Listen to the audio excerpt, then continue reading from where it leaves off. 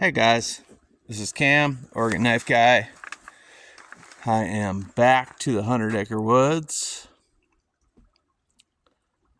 Me and my wife just got home yesterday from a 6-day hike. We did a section of the Rogue River Trail. It we had some successes and we had some fails a little bit. Mostly in the planning. I had all the gear, everything that I needed, but didn't pay attention close enough to the weather report. And so the day we left, it was 98 degrees and it just got hotter. We had 2 days of over 100-degree weather, and then it dropped back down to 98. And then we had one day that was down in the low 90s, like 93. And then the last day that we were hiking out was 88. And we were so over the heat that it literally felt like air conditioning. It was insane. And so just start at the beginning. We drive from Coquille to Agnes, Oregon, which is about a 2.5-hour drive. Well, we get down there and it's hot, and we go, there's a little store called Cougar Lane. We go into the Cougar Lane Lodge and get some food and some drinks and hanging out, and it's so hot that we literally have to put our dogs in a shady spot on the grass. We didn't want to leave them in the car, and we didn't want them to have to stand on the pavement. Well, we're talking about it, and we're like, well, let's wait till it cools off before we hit the trail. And we're hanging out there, and we get kind of bored, and I'm like, well, let's just run up and check out the boat ramp, because there's a place up the road called Foster Bar, and there's Foster Bar Campground and Foster Bar Boat Ramp.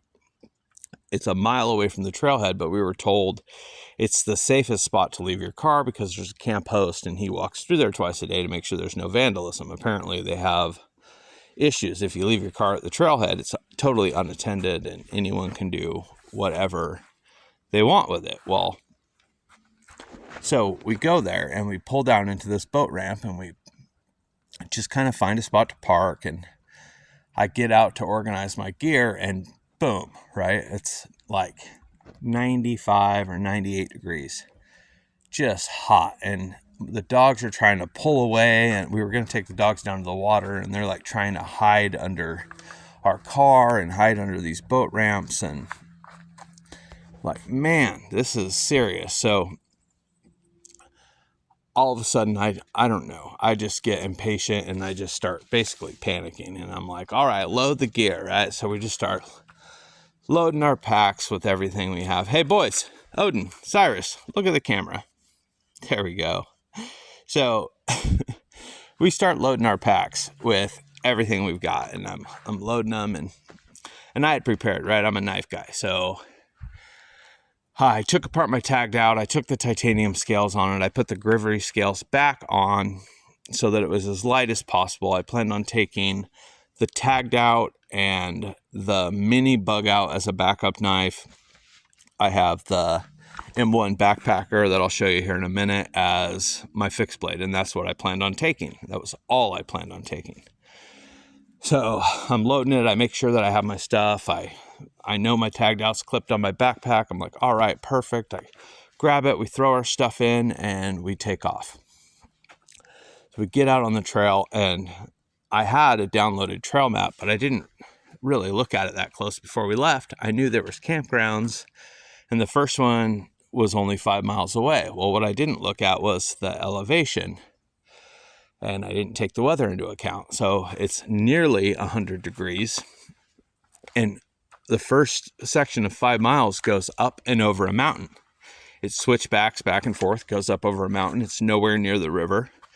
You literally don't have river access for the first 5 miles, and you're out in the stuff, and you're going up over this mountain. And so by the time we see the first bear box that marks the the campground because this is a high population bear area. There it is right at the trailhead sign. It says you're entering black bear habitat. You know, they're black bears, so they're smaller. They're really not dangerous, but they will come and try to dig through your camp.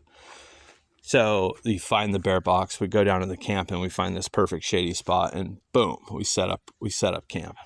Love it. Camp was nice. My wife wanted to stay there for 2 days. We stayed there for 2 days. The next day we go up trail. I'm looking on the map. At this point, I really consult the map and I'm checking, and I see that there's a campground and it's not that far away. The first campground is 3 miles up the trail. And then there's basically one every mile to half a mile to a mile. And there's like 7 in a row or whatever. And so we pass this beautiful lodge, we find this, but on the way there's this section of trail that's literally 1.5 feet wide, and you're on this sheer cliff. There was a point where, I mean, you could tell they blasted it out of the rock to make this trail, but there was a section that was kind of cut into the dirt, and it was on a big rock slide. Well, the rock slide had slid over the trail, and you had to step here. I'm gonna just look down. You had to step into let's put it on the side here. You had to step into the dirt and like wiggle your foot down into the rock and then up and over, right? And so I do it, and my wife just totally freezes. Oh, and I forgot to mention, I woke up at 3 o'clock in the morning, and we left that morning with headlamps on. And so half of that first section we did it in the complete dark with headlamps, because I walk this trail at night all the time. You know what I mean? I do it in the morning before it's light, and I do it in the nighttime. And so I had no problem walking in the dark, but my wife wasn't quite used to it. So there was a couple sections that she got stuck, and that rock slide scared her the most. I got both dogs over, and then I helped her across. And the dogs had their own backpacks. The thumbnail on this, I think, is going to be a picture of me standing in the trailhead. So you guys will see Cyrus, the brown one, with his little backpack on. That was us coming out because it was so hot. We didn't think to take any pictures on the way in. Also, the battery bank that I bought wasn't big enough, and so I didn't get really any good video. I was planning on making at least one video and show off my gear while we were up there on the trail. Instead, I got a couple videos of bears. I might post them as shorts. And then I took some beautiful pictures. But that's it. And so I'm trying to paint a picture with my words here. You guys can let me know if I do all right. Well, so that first day we hike up to the first campground. Well, this is the third day, right? We made it to the first campground, which was Floridel. We camp overnight. The next day we just kind of hung out and swam in the river and just relax, right? Our plan was to camp. We were hiking and we were camping. I wanted to do half the trail, which was 20 miles up and then 20 miles back, but we weren't locked into it, right? It was like, whatever. We were mostly camping and hiking. So first campground we stayed at for 2 nights, and it was glorious. It was a perfect little place. It had nice shade. So say third morning, we woke up at 3, we went through all that sketchy trail. We make it to the first campground. It's just loaded with rafters. It's a spot where rafters stop and camp for the night and then continue their float down. No sites are open. So we're like, we don't want to wait for them to leave. Let's just keep going, right? So we consult the map. I tell my wife it's maybe 3 more miles to the next thing. We go to the next thing. There's just rafters all along these sites. And we find this beautiful creek. It was called Tate Creek. And we're like, oh, yeah, this is a nice campground too. And you can see some woods down there. But all the rafters are just camped out in the sun. And we're like, man, that's crazy. So we go up more and we go up more. In total, that first campground away from us was 4 miles, right? And then we moved up probably another 6. 6 to 10 throughout the day. We did hike a super long ways that day. We didn't make it back. So we get way up there, and all the campgrounds up farther than that on the way to the Mario Creek trailhead, there's just no forest. Like, all these campgrounds they're just out on these rock bars and stuff. And we're like, we really need some shade because it's so hot.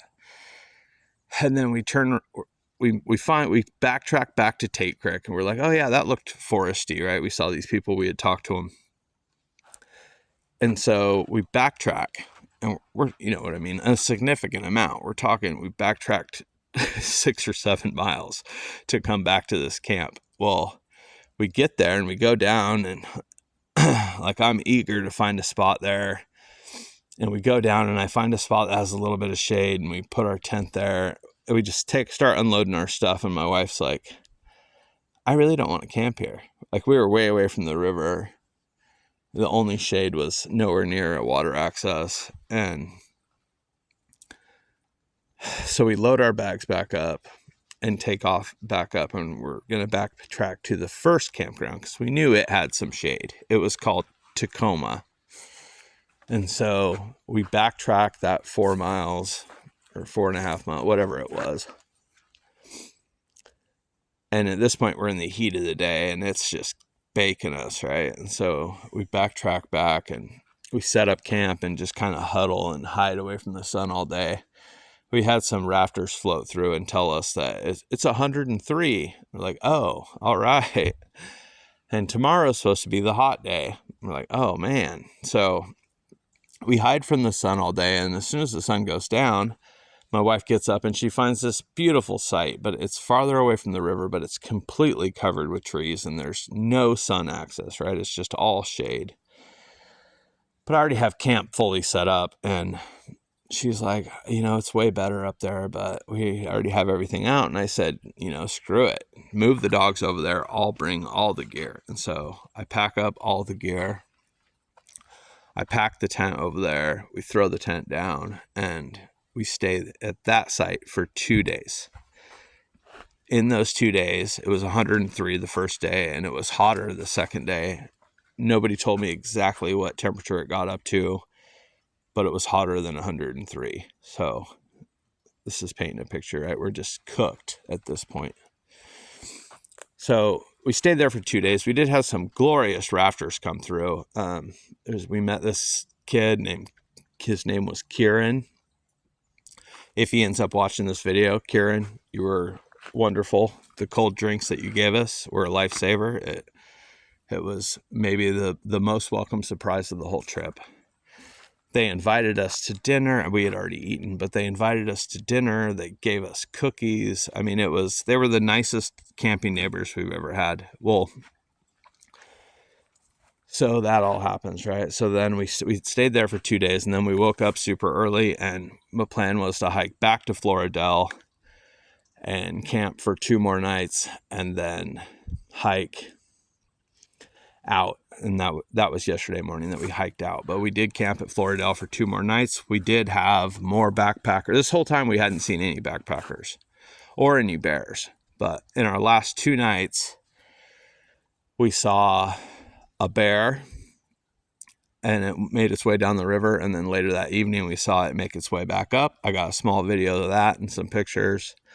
We had an old dude and his stepdaughter come through. He was 76 and she was like 50, which was kind of weird. But they came and totally invaded our camp. It was a tiny little campsite.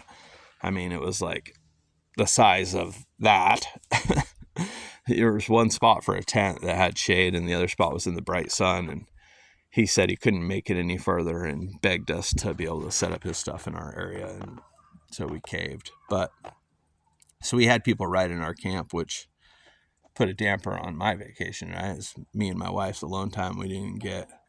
First time we've ever taken this long without our son. He was at grandma's. All we had was the dogs. And so, you know, I was looking forward to some more alone time, and we had all these people, but it was all right. We worked it out. And then what? Oh yeah. Saw the bear. then we hiked out yesterday, and it was glorious. We love backpacking. We definitely figured out some stuff that we would do. Oh yeah, knife guy, right? I get to camp that first night. I did all that stuff to make sure I was packing my lightest knives, and then I left with everything in my pockets. And so I'm going to show you what I have in my pockets right now so you have an idea of what I had with me when I got there. So I get to camp, and I've got the Tony Bose Sal Belly. I had my double-bladed Taylor's Eyewitness. I had various small knives. You know, this is just the type of stuff I carry every day to carve, right? I had 2 big knives. These aren't the ones. I had the Native Chief, and I had, trying to think what I had in my front pocket. I may have had the Native 5, which is kind of light. But I ended up with, I had 6 modern folders and 5 slip joints. And I did only bring 1 fixed blade, the M1 Backpacker. This is the one that made it with me. This could probably do as my only trail knife. It carves better than I originally thought. You know, I wanted other stuff so that I could carve walking sticks. I did carve a beautiful walking stick and leave it at the campsite. I carved the name of the campsite into it, Floridel, and left it for the next backpacking group. If anybody goes by there, feel free. Oregon Knife Guy carved that. This stick, I've been looking for a good piece of madrone. It's a wood that we have here that has this crazy red bark. The inside is like a tan or a green. This red bark like flakes off like paper, kind of like birch bark.